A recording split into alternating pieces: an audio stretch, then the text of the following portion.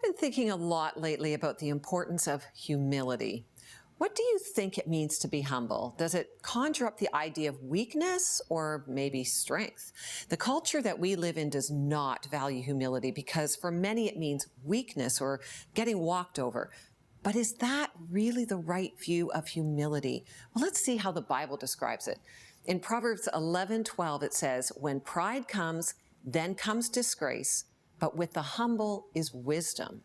And 1 Peter 5:5 says, "Clothe yourselves, all of you, with humility toward one another, for God opposes the proud, but gives grace to the humble."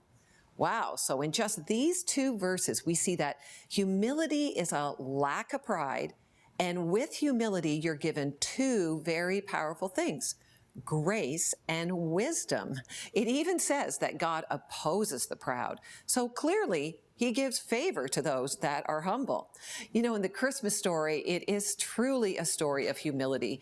Every time I think about Mary, it says in Luke 1:28 that what God thought of her.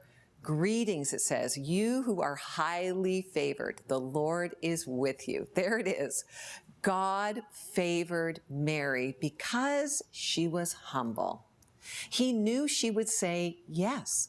Look at her humble response to the angel when he tells her that although she's a virgin, she will have a child and that this child will be the Son of God.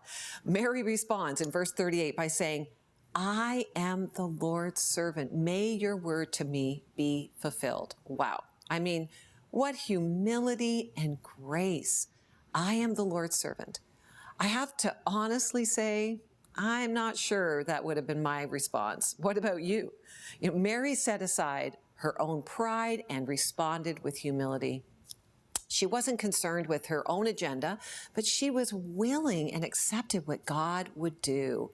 Now think about it. She was a teenager.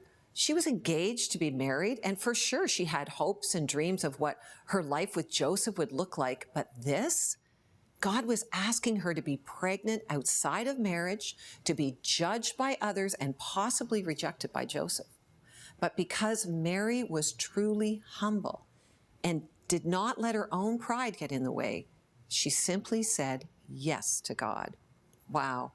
So that's why it's no surprise that grace and wisdom were her companions throughout her life. Of course, we know the rest of the story, but don't rush ahead. Pause and ask yourself honestly, what does humility look like in your life, in my life? Are you more concerned with your own opinions or your own agenda, or are you willing to lay down your pride and take up grace and wisdom for whatever God asks of you?